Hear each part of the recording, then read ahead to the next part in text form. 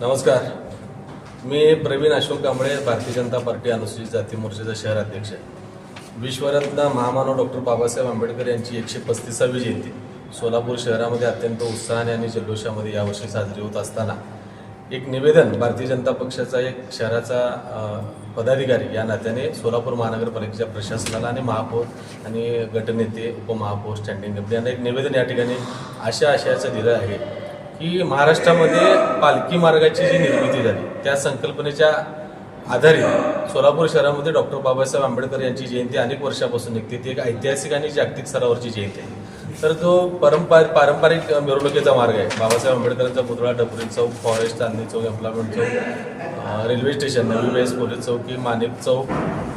आणि बाळवेस मार्गे पंचायतच्या चावडी इथं विसर्जन होतं. तर हा जो मिरवणूक मार्ग आहे, या मिरवणूक मार्गाचं नामकरण डॉक्टर बाबासाहेब आंबेडकर जयंती मिरवणूक मार्ग असं नामकरण या मार्गाचं करण्यात यावं आणि या मार्गावर कायमस्वरूपी आणि सुविधा ज्या देण्यात याव्यात तर स्वच्छ व धूळमुक्त रस्ते, खड्डेमुक्त रस्ते, लाईटची सुविधा, जर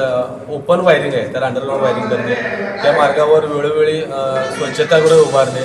पाण्याची सोय करणे, आरोग्य पाण्याची सोय करणे, ह्या सुविधा कायमस्वरूपी देण्यात याव्यात आणि हा मार्ग महापालिकेच्या गॅजेटमध्ये याचा समावेश करून टिपी टाउन प्लॅनिंगला याचा समावेश करण्यात यावा आणि जगाच्या नकाशावर जेव्हा गुगल सर्च होईल तर हा जयंती मिरवणूक मार्ग जगाच्या नकाशावर सुद्धा अधोरेखित व्हावा अशी मागणी या ठिकाणी मी या वतीने करीत आहे. आणि महाराष्ट्रामध्ये जसा पालखी मार्ग म्हणून सोलापूर शहरामध्ये डॉक्टर बाबासाहेब आंबेडकर जयंती मिरवणूक मार्ग हा समावेश करावा आणि जागोजागी दिशादर्शक फलक या ठिकाणी लावण्यात यावे की डॉक्टर बाबासाहेब आंबेडकर मिरवणूक मार्ग अशी दिशादर्शक फलक दर्शनी भागात लावण्यात यावे अशी मागणी आज या ठिकाणी सोलापूर महानगरपालिकेच्या प्रशासनाकडे केली आहे.